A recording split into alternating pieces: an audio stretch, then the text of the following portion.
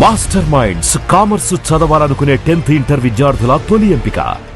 హాజరైనటువంటి విద్యార్థులు, research scholars, మీ అందరికీ CPML new democracy party తరఫున అభినందనలు. ఈరోజు ఈ విషయం కగార్ అనేటువంటి సబ్జెక్టు ప్రభుత్వం రాజకీయంగా మావోయిస్టు పార్టీతో చర్చలు జరపాలి అనేటువంటి విషయం. ఈ చర్చలు అనేటువంటిది కొత్త విషయం కాదు. ప్రభుత్వానికి మావోయిస్టు పార్టీకి గతంలో కూడా చర్చలు జరిగాయి. చర్చల క్రమం అనేటువంటిది వాళ్ళ మీరు అభయ్ ప్రకటన చూస్తే ఒక గత చరిత్రకు సంబంధించింది కూడా ఆయన తడిమారు. 2002, 2004, 2010 నుంచి కూడా మేము చర్చలకు సిద్ధంగా ఉన్నాం అని ప్రభుత్వంతో చెబుతున్నాం. ఇప్పుడు కూడా చర్చలకు సంసిద్ధంగా ఉన్నామని చెప్తున్నాం. కానీ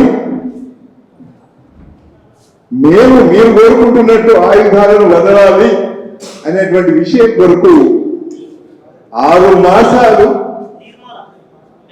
ఒక సమయం ఇచ్చే పద్ధతిలో చర్చలకు సమయం ఇచ్చి ఒక ఎన్వైరన్మెంట్ ని క్రియేట్ చేసి మీరు చర్చలు జరిపేది ఉంటే ఈ దేశానికి సంబంధించిన అన్ని విషయాలను, సామాజిక, ఆర్థిక, రాజకీయ అంశాలన్నింటినీ కూడా సమగ్రంగా చర్చించడానికి సిద్ధంగా ఉన్నాం. నక్సల్బరీ కేంద్రంగా 55 సంవత్సరాలుగా ఈ సాగుతున్నటువంటి రాజకీయ సంఘర్షణ అనేటువంటిది, ఈ సంఘర్షణ మౌలికంగానే మేము చర్చించడానికి సిద్ధంగా ఉన్నాం అని ప్రకటించినప్పుడు కేంద్ర ప్రభుత్వం సానుకూలంగా స్పందించాలి. కానీ కేంద్ర ప్రభుత్వం చేస్తున్నది ఏంటి? మార్చిలో ప్రకటన వచ్చి, ఏప్రిల్లో ప్రకటన వచ్చి, తర్వాత మే 10 వరకు నేను ఇస్తున్న ప్రకటన వరకు చూస్తే లక్ష్మణ్ గారు చెప్పారు, ఒక 500 మందిని పొట్టన పెట్టుకున్నటువంటి చరిత్రను సంపాదించుకుంది కేంద్ర ప్రభుత్వం. ఎవరు ఇందులో 400 పైగా ఆదివాసీ బిడ్డలను పొట్టన పెట్టుకున్నటువంటి చరిత్ర ఉంది. చర్చల క్రమం ప్రారంభించిన, చర్చలకు సిద్ధమో అన్న తర్వాత ఇంతమందిని పొట్టను పెట్టుకునేటువంటి వైఖరి అనేటువంటి కేంద్ర ప్రభుత్వం చర్చలకు సిద్ధం లేదు. ఇవాళ ముందుగా ఛత్తీస్గఢ్ ప్రభుత్వం విజయ్ శర్మ చర్చలకు అనుకూలంగా మాట్లాడి తర్వాత వెనక్కిపోయాడు. ఇవాళ ఛత్తీస్గఢ్ డీజీపీ కానీ, సిఆర్పి బలగాల డీజీపీ కానీ ఆయుధాలు వదలాల్సిందే, మీకు ఇంకొక మార్గం లేదు, జనజీవన స్రవంతిలోకి రావాల్సిందే అని స్పష్టంగా వాళ్ళు ప్రకటిస్తున్నారు. ప్రధానమంత్రి మోడీ గాని వాళ్ళు కూడా ఇది స్పష్టమైన వైఖరితో వస్తున్నారు. అంటే చర్చలకు సిద్ధం లేము అనేటువంటిది ఒక సిగ్నల్ ఇచ్చారు. ఇంత మొండిగా ప్రభుత్వం ఎందుకుంది? దానికి ఉన్నటువంటిది ప్రజలతో ఇలా మధ్య భారతంలో ఉన్నటువంటి వాళ్ళు పౌరులా కాదా? ఈ దేశ ప్రజలా కాదా? ఈ దేశంలో ఉన్నటువంటి ప్రజలకు హక్కులు ఉన్నాయా లేదా అనేటువంటిది మౌలికమైనటువంటి ప్రశ్నలు ఇలా ముందుకు వస్తున్న పరిస్థితి ఉన్నది. కాసిం గారు చెప్పినట్టు తిరోగమన భావాలు ఎట్లా ఉన్నాయి అనేటువంటిది ఉన్నది. ఇవన్నిటిని మనం పరిశీలిస్తే పెద్దలందరూ చెప్పారు, ఈ రాజకీయంగా ఈ చర్చను మనం కోరుతున్నాం. ఒక 2 మాసాల నుంచి 2-3 మాసాల నుంచి చర్చల క్రమం, దీనికి సంబంధించిన ఉద్యమాలు కూడా ఇవాళ ముందుకు వస్తున్నాయి ప్రజల నుంచి. మేముగా కూడా ఈ చర్చలు జరపాలనేటువంటి డిమాండ్ చేస్తూ ఇందిరా పార్క్ లో ధర్నా పెట్టాం. అనేక మంది మేధావులంతా పాల్గొన్నారు. ఇవాళ పంజాబ్ లో మా పార్టీ దీన్ని లీడ్ చేస్తున్నది. ఇలా బెంగాల్లో శాంతి చర్చల నినాదం జోరు అందుకుంటున్నది, ప్రజల్లోకి అది వెళ్తున్నది. బీహార్లో కూడా చేస్తున్నాం. మా వివిధ రాష్ట్రాల్లో మా కృషి అనేటువంటిది చర్చలు జరపాలి. ప్రభుత్వం రాజకీయంగా దీన్ని గుర్తించాలి, చర్చలు జరపాలి, మావోయిస్ట్ పార్టీతో చర్చలు జరపాలి. ఈ ఆదివాసీల మానవ హానం అనేటువంటి దాన్ని ఎట్లా నిలుపుదల చేయాలి అనేటువంటి డిమాండ్తోనే ఇలా దేశవ్యాప్తంగా ఒక రాజకీయ చర్చ జరుగుతున్నది. శాంతి చర్చల కమిటీ కూడా ఏర్పడి దాని ప్రయత్నాలు అన్ని జరుగుతున్నాయి. ఇక్కడ చర్చ ఈ విషయం న్యాయమా అన్యాయమైన చర్చకు సంబంధించినటువంటిది కాదు.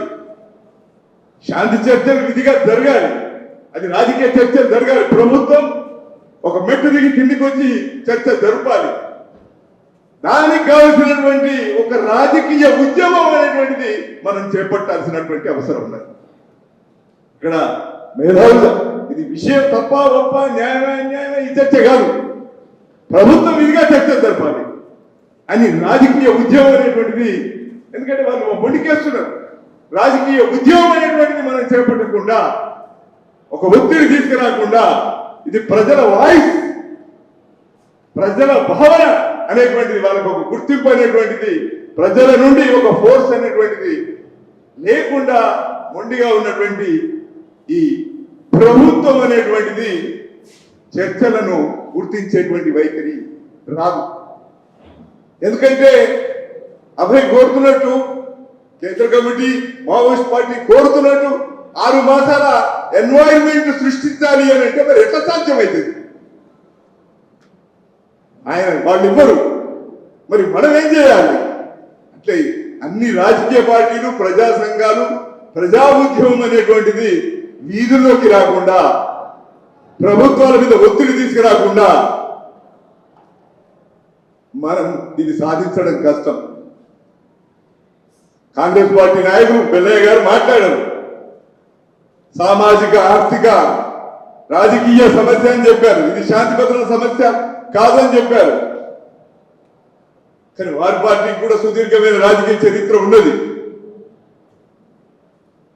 వాడు గుర్తిస్తే మంచిదే. కానీ సిడబ్ల్యూసి ఓపెన్ గానే స్పష్టమైన ప్రకటనతో రావాలి కదా. ఇది సామాజిక ఆర్థిక రాజకీయ సమస్య, ఆదివాసీల మానవ హననం అనేటువంటిది, ఖచ్చితంగా దీనికి వ్యతిరేకంగా పోరాడాలనేటువంటిది ప్రభుత్వం రాజకీయంగా ఇది కరెక్టే. కానీ మేము వీధుల్లోకి రాము, పోరాడము, ఉద్యమాలు చేయము, ఇప్పుడున్న ప్రభుత్వాన్ని ఒత్తిడి చేయము అని అంటే అది ఎట్లా సాధ్యమవుతుంది? ఈ లిప్ సింపతి అనేటువంటిది కుదరదు. ఈ పెదవుల పైన మాట్లాడేటువంటి పద్ధతి కాకుండా వీధుల్లోకి వెళ్ళడానికే మనకు రాజకీయంగా పరిష్కారం ఉన్నది. వీధుల్లోకి వెళ్ళి ప్రజల్లో చైతన్యవంతం చేయాలి, ఉద్యమం దీని గురించి కూడా ఉద్యమించాల్సిన అవసరం ఉంది. అందుకే దీని గురించి లైక్ మైండెడ్ ఆర్గనైజేషన్స్ కానీ, పోరాడే సంస్థలు కానీ సానుకూలత వ్యక్తం చేస్తున్నటువంటి వాళ్ళందరితో కూడా ఒక పోరాట వేదిక అనేటువంటిది ఉనికిలోకి రావాలన్నది విజ్ఞప్తి చేస్తూ నాకు అవకాశం ఇచ్చినటువంటి నిర్వహణ కమిటీకి. మాస్టర్ మైండ్స్ కామర్స్ చదవాలనుకునే 10th ఇంటర్ విద్యార్థుల తొలి ఎంపిక